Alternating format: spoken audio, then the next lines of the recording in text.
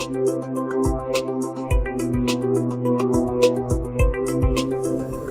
I'm Ken Stasiak, CEO of Secure States, and this is the State of Security. 2014 has just been a crazy year with breaches, political landscape shifts, and Sony. So 2015, what does it have in store? Well, let's look at the retail industry. It's one that has been scrutinized over the past several years for non-compliance, for breaches, new technology rollouts, and we think that moving forward, the retail industry is going to adopt more technology and move almost more from a retail industry to more of a technology industry. And the reasons why.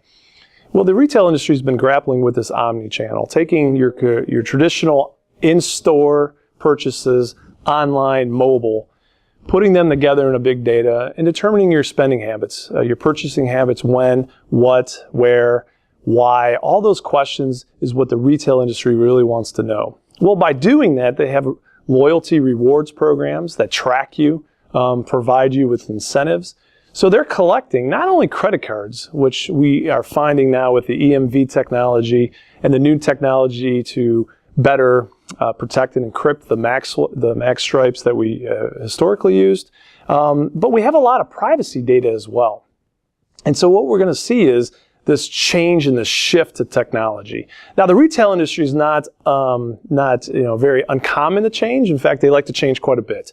As of October of last year, over 41 execs have left the retail industry. Abercrombie, Home Depot, Gucci. So the retail industry knows how to change. It likes to change, and it's willing to. So where does that happen with the breaches and what's going on there? So we think that 2015 is going to be a year where the retail industry hunkers down and starts to really look at security, but not just from a credit card, just globally. We believe that in 2016 and 17, the retail industry is actually going to move away from the spotlight, and other industries are going to start taking the spotlight for the breaches and not securing themselves. Sony is a good example where we've seen that over the years they've been breached countless times. And then they had a lot of leak of IP recently.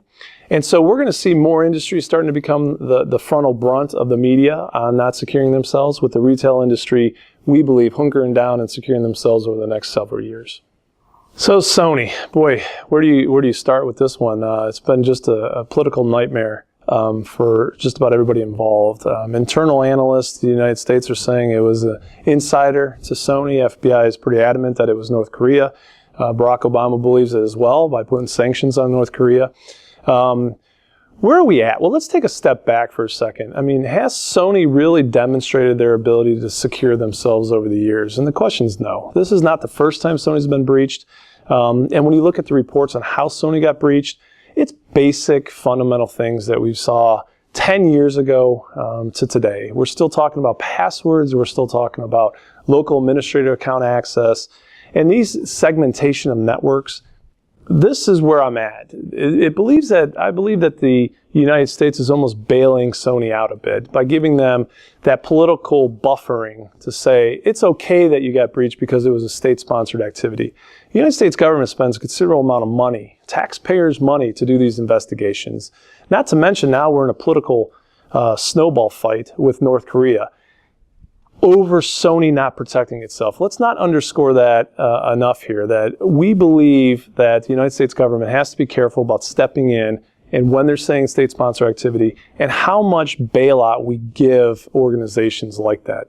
We do investigations all the time. I could tell you most of the malware is originating overseas. And where do you raise your hand and say, that breach wasn't my fault, it was a state-sponsored activity? To President Barack Obama, his State of the Union is on Tuesday. What we're saying is let the free markets reign.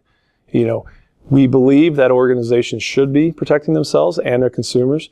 We also believe that the United States government should not step in and give bailouts to organizations that don't adequately protect themselves. Now, where does that draw the line? That's a slippery slope. I think it's one of these where we have to look at it, from an economics perspective. There's externalities. There's positive and negative. If you look at the green energy, we've given a lot of subsidies over the years for producing green energy. And on the coal industry, a lot of taxes. Gas guzzler tax if you buy a big car, etc. Security should follow suit. The United States government, instead of coming in and Barack Obama saying we need to have better conversations between the public and the private sector and more collaborations, it's not going to change. Look at the bottom line. These organizations make money. The United States government does not. It spends money. Bureaucrats, politicians don't understand this one fundamental fact. Unless the consumer has an interest, and that means that they change their spending habits, they can discriminate organizations, whether it's Amazon, Target, or Walmart, who has better security.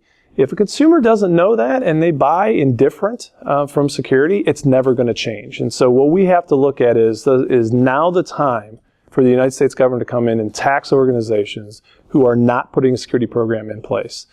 Sony would have been taxed. Or offer a subsidy for organizations that build a program.